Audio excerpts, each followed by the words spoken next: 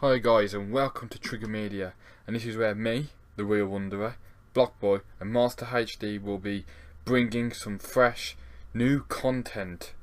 However, it'll only be reviews and that, and there won't be any gaming on this channel, so if you want gaming, you'll have to go somewhere else, I'm afraid, because on this specific channel, it's just going to be reviews and stuff like that, really. Now, I'm the Real Wanderer, and this video is going to be about The Walking Dead Season 7 Episode 7 review. However, this is the first actual video to go on this channel, and some of you might know me if you've watched my channel, you might know Blockboy if you've watched his, and you might know Master HD if you've watched his. And normally we'll be doing where there's one or two of us talking that, but it's just going to be me for now. The other two are busy, I've got spare time, so I'm going to be doing the first video for Trigger Media. And as I just said, it's going to be about The Walking Dead Season 7 Episode 7. Now, because this is the first video, it means we haven't done the rest. So, I'm going to talk through it about The Walking Dead so far. So obviously, we began off with Negan, who was in a group and that, and he was picking, singing Eeny, Meeny, Miny, Mo, which one he was going to kill. And at the end of Series 6, we saw him bring Lucille down.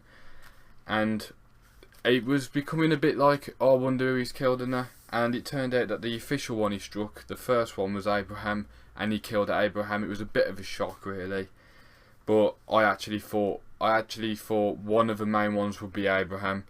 But then he also killed Glenn, because Daryl attacked him and he was saying, nope, I can't have that. So instead of killing the one who attacked me, I'm going to attack another one. And as we know, those two were two good characters in the show, and they were very important, and it was quite sad, especially Glenn's, how disturbing it was. And then that makes you think Negan is like probably the best villain that has been on the show. He showed he's evil, he showed he won't take anything against him. He's also tried to show that he can be nice, but it's more like nice, whereas he does less harm. Not nice as in he's actually nice, nice as in instead of taking all your food, I'll only take half of it. So that's what he tries to get across. Because Daryl hit him, he was took back with Negan, back to Negan's place, camp area and that. And Negan's trying to break him and make him become part of Negan's team, because Daryl is a great character when you think about it. And you'd understand why you'd want someone like Daryl who knows what to do in the wild. He can fight, he's strong. And he's a big part of Rick's squad. And when you think about it, just off those three, he's lost Glenn, who could sneak stuff and was a great character. Abraham, who was strong and could use weapons and that. Daryl, who's a bit like Abraham, he's strong and he knows his stuff for the world and that. And you just think how much of Rick's team has been split up or gone or whatever. And then, but speaking of Daryl, where Negan comes to visit Rick for the first time and that, at Alexandria, and says he wants the first goods, and he brings Daryl along. Rick looks at Daryl, and you see Daryl blink quite oddly, and they reckon that there's a possibility it could be Morse code for Daryl trying to say to Rick, this is where his camp is. And if you actually look on that same episode, there is actually a Morse code up at Alexandria in the house that Rick is living in, so that could be something, you know. And to be honest, I think it could be as well, and it wouldn't be surprising. And in that episode as well, Rick also asked if Daryl could stay there, because Rick was like, we've shown we can trust you, can we have Daryl back? Even if Daryl had pledged, I don't think Negan would have allowed it, because Negan would be like, look, if we keep Daryl, we can keep you in line. If we don't keep Daryl, there's nothing stopping Rick's group attacking, because that's what Rick's group are good at, really, especially with Rick as a leader. Spencer, he's turning against Rick, saying it's all Rick's fault. It's all definitely Rick's fault. Yeah, Rick told him to go and kill Negan, but I think somewhere along the line, Negan would have found him. And that's, and they was desperate for food in that at the time, so they had to make some sort of deal with the Hilltop, and that was the best deal they could come up with. And it's just what had to be. As I just said, Glenn and Abraham were killed, and that meant Maggie, she was in pieces. Sasha took her to the Hilltop. They was mourning for Glenn and Abraham, and it just looked like, is Rick's group going to be able to ever recover from this? Are they actually going to be able to recover from this?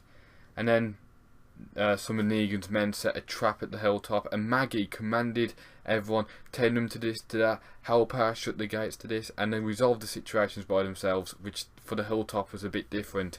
And then that made you think, well, we've just seen some qualities of a leader here from Maggie. Is Maggie going to become the new leader of the hilltop? We don't know. I think she will, personally. And we've already seen sides of that where Jesus says, you're no longer leader. And he was like, oh well, who is then? And even though I didn't tell Gregory that the thought it was Maggie, you got the hints what there was on about.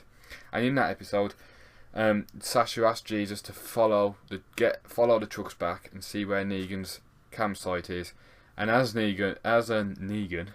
as Jesus hopped on the truck, he saw Carl in the back, and you thought, oh, what's going on here? You saw Carl disappear in that episode, and you don't see nothing of him for like 5-10 minutes. Then you see him on the truck, and you're like, well, what's going to happen here?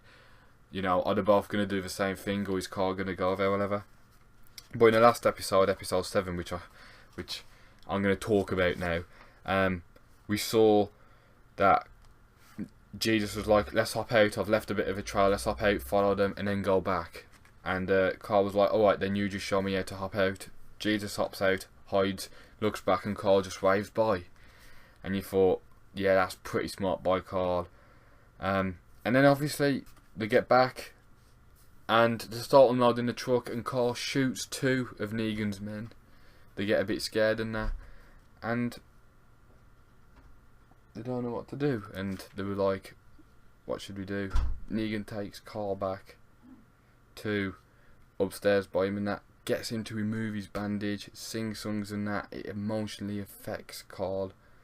And for Carl, this is new, and he's worried for his life. He asked Negan why he didn't kill him and Rick and that, and says that he should have, because they can be quite a handful. And it ends with Negan with Judith, holding Judith at Alexandria, talking about, maybe I should kill you and Rick and bury you here and that, and maybe I should move in down here. And it was quite creepy, and it just ended, and he was like, it's a big build up for the next episode, which is technically the finale of halfway through the mid-season break.